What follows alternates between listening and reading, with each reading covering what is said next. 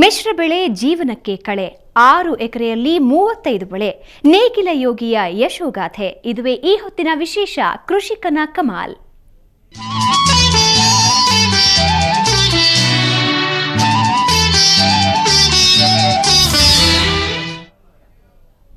ಮಳೆ ಬಂದ್ರೆ ಬೆಳೆ, ಇಲ್ಲ ಅಂದ್ರೆ ರೈತರ ಗೋಳು ಕೇಳೋದೇ ಇರೋದಿಲ್ಲ.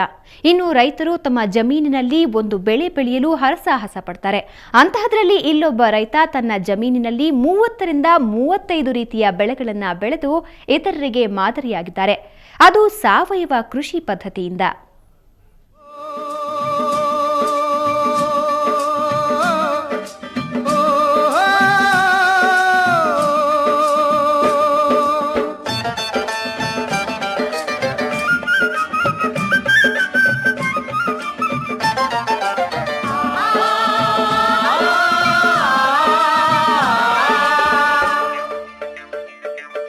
ನೇಗಿಲ ಹಿಡಿದ ಹೊಲದಳು ಹಾಡುತ್ತ ಉಳುವ ಯೋಗಿಯ ನೋಡಲ್ಲಿ,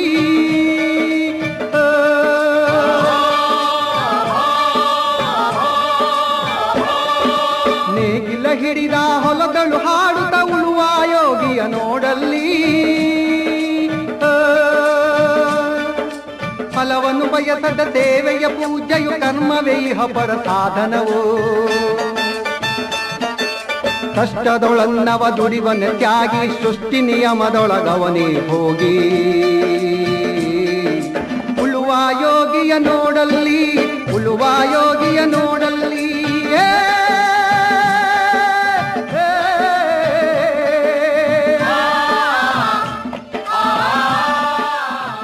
ದುಡಿಮೆ ನಂಬಿ ಬದುಕಿದ್ರೆ ಫಲ ಸಿಕ್ಕೇ ಸಿಗುತ್ತೆ ಅನ್ನೋದಕ್ಕೆ ಜಮೀನಿನಲ್ಲಿ ಉಳುಮೆ ಮಾಡ್ತಿರೋ ರೈತ ಚನ್ನಬಸವರಾಧ್ಯ ಅವರೇ ಸಾಕ್ಷಿ. ಚಾಮರಾಜನಗರ ಜಿಲ್ಲೆ ಕೊಳ್ಳೇಗಾಲ ತಾಲೂಕಿನ ಕೆಂಪನಪಾಳ್ಯ ಗ್ರಾಮದವರು. ಸುಮಾರು 30-35 ವರ್ಷಗಳಿಂದ ಕೃಷಿ ಚಟುವಟಿಕೆಯಲ್ಲಿ ತೊಡಗಿಸಿಕೊಂಡಿದ್ದಾರೆ. ಕೃಷಿಯನ್ನೇ ದೇವರು ಎಂದು ನಂಬಿರುವ ಚನ್ನಬಸವರಾಧ್ಯ ರಾಸಾಯನಿಕ ವಸ್ತುಗಳಿಗೆ ಗುಡ್ ಬೈ ಹೇಳಿ ಸಾವಯವ ಕೃಷಿಯನ್ನ ಅಳವಡಿಸಿಕೊಂಡು ಅದರಲ್ಲೇ ಲಾಭ ಕಂಡುಕೊಂಡಿದ್ದಾರೆ. ನೇಗಿಲ ಕುಲದೊಳಗಡಗಿದ ಕರ್ಮ, ನೇಗಿಲ ಮೇಲೆಯ ನಿಂತಿದೆ ಧರ್ಮ, ನೇಗಿಲ ಮೇಲೆಯ ನಿಂತಿದೆ ಧರ್ಮ. ಉಳುವ ಯೋಗಿಯ ನೋಡಲ್ಲಿ, ಉಳುವ ಯೋಗಿಯ ನೋಡಲ್ಲಿ.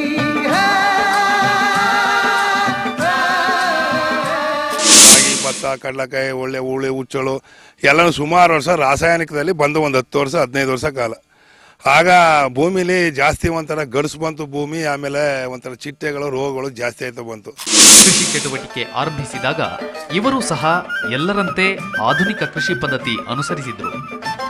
ರಾಸಾಯನಿಕ ಬಳಸಿ ಕ್ರಿಮಿನಾಶಕ ಸಿಂಪಡಿಸಿ ಬೆಳೆ ಬೆಳೆದವರು. ಆದರೆ ಆಧುನಿಕ ಕೃಷಿಯಿಂದ ಹೆಚ್ಚು ಲಾಭ ಇಲ್ಲ, ಇದು ಅಪಾಯಕಾರಿ ಎಂಬುದು ಅವರಿಗೆ ಬಹಳ ಬೇಗ ಅರ್ಥವಾಯಿತು. ಬಳಿಕ ಆಧುನಿಕ ಕೃಷಿ ಪದ್ಧತಿಗೆ ವಿದಾಯ ಹೇಳಿ ಸಾವಯವ ಕೃಷಿ ಪದ್ಧತಿಯನ್ನ ಅನುಸರಿಸುತ್ತಿದ್ದಾರೆ. ನಮ್ಮಪ್ಪ ಹೇಳ್ತಿರು, ನೀನು ರೋಗ ಬಂದಾಗ ನೀನು ಅದು ಹಾಕ್ಬೇಡ, ನಮ್ಮ ದನಿನ ಗೊಬ್ಬರನೇ ಹಾಕಿ ಜಾಸ್ತಿ ಬೆಳಿ, ಇದರಲ್ಲಿ ಒಂಥರ ಅದೇನೇನೋ ಕೊಟ್ಬಿಟ್ಟು ಹೊರದೇಶದಿಂದ ತಂದು ಹಾಕ್ಬಿಟ್ಟು ಹಾಳಾಗೋಯ್ತು ಭೂಮಿಗಳೆಲ್ಲ ಅಂತ ಅವ್ರ ಅನುಭವದಲ್ಲಿ ನಮಗೆ ಹೇಳ್ತಿರು. ಹಾಗೆ ನಾವು ನೋಡಬೇಕು ಅಂತ ಸುಮ್ಮನೆ ಒಂದು ಅರ್ಧ ಎಕರೆ ಟ್ರಯಲ್ ಮಾಡಿದ್ದೀನಿ. ಫಸ್ಟ್ಗೆ ಸಾವಯವ ಬರೀ ನಾವು ಗೊಬ್ಬರನೇ ಹಾಕಿ ಗೋಡ್ ಮಣ್ಣು ಹೊಡಿಸಿ ಬೆಳೆ ಬೆಳೆದು, ಇನ್ನು 5.25 ಎಕರೆ 5.5 ಎಕರೆಯಲ್ಲಿ ಎಲ್ಲದನ್ನೂ ರಾಸಾಯನಿಕ ಹಾಕೊಂಡು ಬೆಳೀತಿದ್ದೋ. ಆಗ ಇದರಲ್ಲಿ ನಮ್ಗೆ ಅನುಭವ ಮಾಡಿದಾಗ ಅದರಲ್ಲಿ ಯಾವುದೇ ಥರ ರೋಗನೂ ಬರದೆ ಕ್ಲೀನಾಗಿ ಬೆಳೆ ಬಂತು. ನಮಗೆ ಅದಕ್ಕೆ ಔಷಧಿನೂ ಹೊಡಿನಿಲ್ಲ, ಏನೂ ಆಗಲಿಲ್ಲ. ಕಡಿಮೆ ಖರ್ಚಿನಲ್ಲಿ ಹೆಚ್ಚು ಲಾಭ ಕಂಡುಕೊಂಡಿದ್ದಾರೆ. ಇಂದಿಗೂ ಸಾವಯವ ಕೃಷಿ ಪದ್ಧತಿಯಿಂದಲೇ ವ್ಯವಸಾಯ ಮಾಡುತ್ತಿರುವ ಚನ್ನಬಸವರಾಧ್ಯ ಯಶಸ್ವಿ ಕೃಷಿಕ ಎಂಬುದನ್ನ ಸಾಧಿಸಿ ತೋರಿಸಿದ್ದಾರೆ.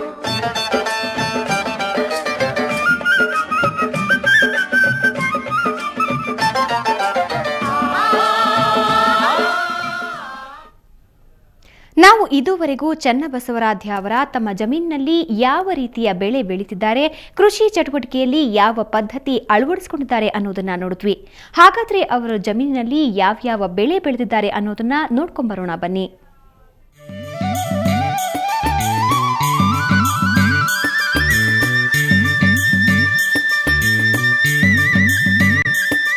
ರೈತ ಶ್ರಮಪಟ್ರೆ ಇತರೆ ಜನರ ಹೊಟ್ಟೆ ತುಂಬೋದು. ಅನ್ನದಾತ ಸೋಮಾರಿಯಾದ್ರೆ ಇತರರ ಹೊಟ್ಟೆಗೆ ತಣ್ಣೀರು ಬಟ್ಟೆ.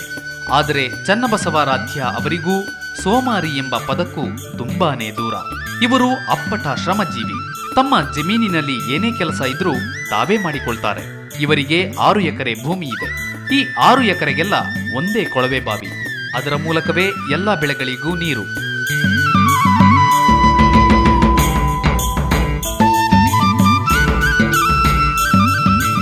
ಈ 6 ಎಕರೆ ಜಮೀನಿನಲ್ಲಿಯೇ ಎಲ್ಲಾ ರೀತಿಯ ತೋಟಗಾರಿಕೆ ಬೆಳೆಗಳು, ಹಣ್ಣು ತರಕಾರಿಗಳ ಜೊತೆಗೆ ಮಸಾಲೆ ಪದಾರ್ಥಗಳನ್ನು ಸಹ ಬೆಳೆದಿದ್ದಾರೆ. ಇವರ ಕುಟುಂಬಕ್ಕೆ ಸಾಕಾಗುವಷ್ಟು ಬಳಸಿಕೊಂಡು ಉಳಿದದ್ದನ್ನೆಲ್ಲ ಮಾರಾಟ ಮಾಡುತ್ತಾರೆ.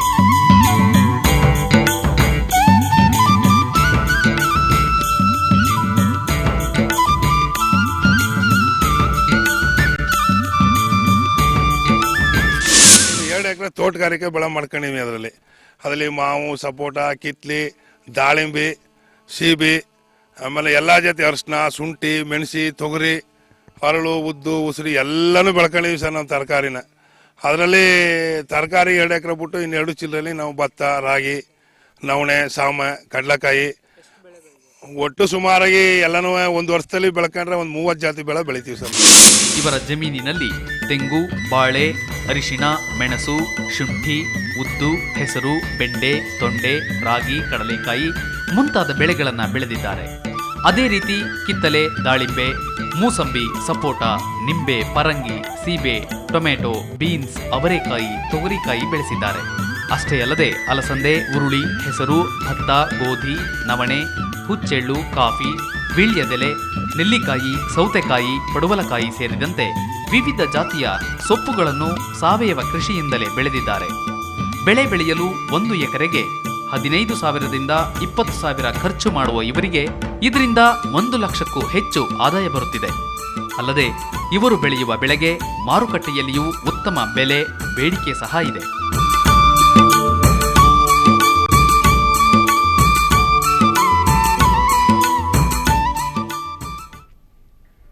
ಎಷ್ಟಕ್ಕೆ ಮುಗಿಲಿಲ್ಲ ಇವರ ಕೃಷಿ ಚಟುವಟಿಕೆ. ಕೃಷಿಗೆ ಬೇಕಾದ ಉಪಕರಣಗಳನ್ನು ಸಹ ಇವರೇ ರೆಡಿ ಮಾಡಿಕೊಳ್ತಾರೆ. ಅಲ್ಲದೆ ಜಮೀನಿನಲ್ಲಿಯೇ ಸಣ್ಣದೊಂದು ಅರಣ್ಯ ನಿರ್ಮಿಸಿಕೊಂಡಿದ್ದಾರೆ.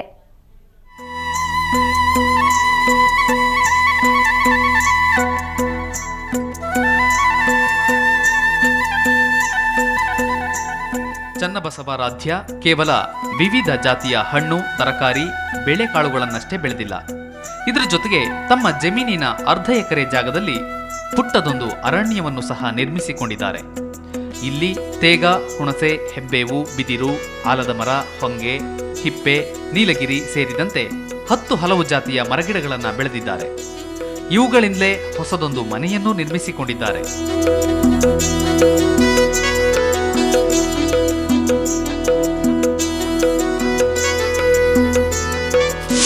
ನಾವು ಬೇಕಾದಷ್ಟು ಜನ ರೈತರಿಗೆಲ್ಲ ತಿಳುವಳಿಕೆ ಕೊಟ್ಟಿವಿ, ಹೇಳಿವಿ. ಸುಮಾರು ಜನ ಬಂದು ಹೋಗಾರೆ. ಕೃಷಿ ವಿಜ್ಞಾನ ಕೇಂದ್ರದವರು, ಕೃಷಿ ಇಲಾಖೆಯವರು, ತೋಟಗಾರಿಕೆ ಇಲಾಖೆಯವರು ಎಲ್ಲ ಬಂದು ನಮ್ಮ ಜಮೀನಿಗೆ ಸಂದರ್ಶನ ಕೊಡ್ತಾರೆ, ಭೇಟಿ ಕೊಟ್ಟು ಅವರದು ಅರ್ಧ ನಮ್ಗೆ ಅನುಭವ, ನಮ್ಮದು ಅನುಭವ 2 ಸೇರಿಸಿ ನಾವು ಹೊಂದಾಣಿಕೆ ಮಾಡ್ಕೊಂಡು ಹೋಗ್ತೀವಿ ಸರ್. ಕೇವಲ ತಾನೊಬ್ಬನೇ ಸಾವಯವ ಕೃಷಿ ಪದ್ಧತಿ ಅಳವಡಿಸಿಕೊಂಡು ಲಾಭ ಪಡೀತಿಲ್ಲ. ಜೊತೆಗೆ ವರ್ಷದಲ್ಲಿ 2 ಬಾರಿ ತಮ್ಮ ಜಮೀನಿನಲ್ಲಿಯೇ ವಿಚಾರ ಸಂಕಿರಣ ಏರ್ಪಡಿಸಿ ಕೃಷಿ ತಜ್ಞರನ್ನ ಕರೆಸಿ ಇದರ ಬಗ್ಗೆ ಇತರೆ ರೈತರಿಗೆ ಸಾವಯವ ಕೃಷಿ ಬಗ್ಗೆ ತಿಳುವಳಿಕೆ ನೀಡುತ್ತಾ ಅಕ್ಕಪಕ್ಕದ ರೈತರನ್ನೂ ಪ್ರೇರೇಪಿಸುತ್ತಿದ್ದಾರೆ. ಇವರನ್ನ ನೋಡಿದ ಇತರೆ ರೈತರು ಇತ್ತೀಚೆಗೆ ಸಾವಯವ ಕೃಷಿ ಪದ್ಧತಿ ಅಳವಡಿಸಿಕೊಳ್ಳಲು ಮನಸ್ಸು ಮಾಡಿದ್ದಾರೆ. ಸದ್ಯಕ್ಕೆ ನಮ್ಮೂರಲ್ಲಿ ಆರಾಧ್ಯರೊಬ್ಬರೇ ಸಾವಯವ ಕೃಷಿಗೆ ಒತ್ತು ಕೊಟ್ಟು ಎಲ್ಲ ಒಂದು 6 ಎಕರೆ ತೋಟದಲ್ಲಿ ಎಲ್ಲ ಸಾವಯವ ಕೃಷಿಗೆ ಆದ್ಯತೆ ಕೊಟ್ಟಿರೋರು ಆರಾಧ್ಯರೇ. ನಾವು ಈಗ ಅವ್ರು ನೋಡ್ಕೊಂಡು ಒಂದು ಸ್ವಲ್ಪ ಮಾಡೋಕ್ಕೆ ಇದು ಮಾಡ್ತಾ ಇದ್ದೀವಿ. ಒಟ್ಟಿನಲ್ಲಿ ಸಾವಯವ ಕೃಷಿಯಲ್ಲಿ ಚನ್ನಬಸವರಾಧ್ಯ ಮಾದರಿ ರೈತನಾಗಿ ಬೆಳೆದಿದ್ದಾರೆ. ದುಡಿಮೆಯ ನಂಬಿ ಬದುಕಿದರೆ ಯಶಸ್ಸು ಸಿಕ್ಕೇ ಸಿಗುತ್ತದೆ ಅನ್ನೋದನ್ನ ಸಾಧಿಸಿ ತೋರಿಸಿದ್ದಾರೆ. ಶಶಿಧರ ಕೆಬಿ, ಸುವರ್ಣ ನ್ಯೂಸ್ 24/7, ಚಾಮರಾಜನಗರ.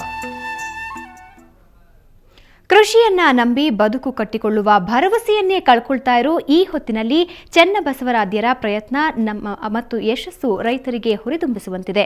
ಬೇಸಾಯ ನೀಸಾಯ, ಮನೆ ಮಂದಿಯೆಲ್ಲ ಸಾಯ ಅನ್ನೋ ಮಾತನ್ನ ಸುಳ್ಳು ಮಾಡುವಂತೆ ಚನ್ನಬಸವರಾಧ್ಯರು ಸಾಧನೆ ಮಾಡಿ ತೋರಿಸಿದ್ದಾರೆ. ಇದು ರೈತರಲ್ಲಿ ಹುರುಪು ತುಂಬೋದ್ರಲ್ಲಿ ಅನುಮಾನವಿಲ್ಲ. ಇದು ಈ ಹೊತ್ತಿನ ವಿಶೇಷ. ಕ್ಷಣ ಕ್ಷಣದ ಸುದ್ದಿಗಾಗಿ ನೋಡ್ತಾ ಇರಿ ಸುವರ್ಣ ಸುದ್ದಿವಾಹಿನಿ.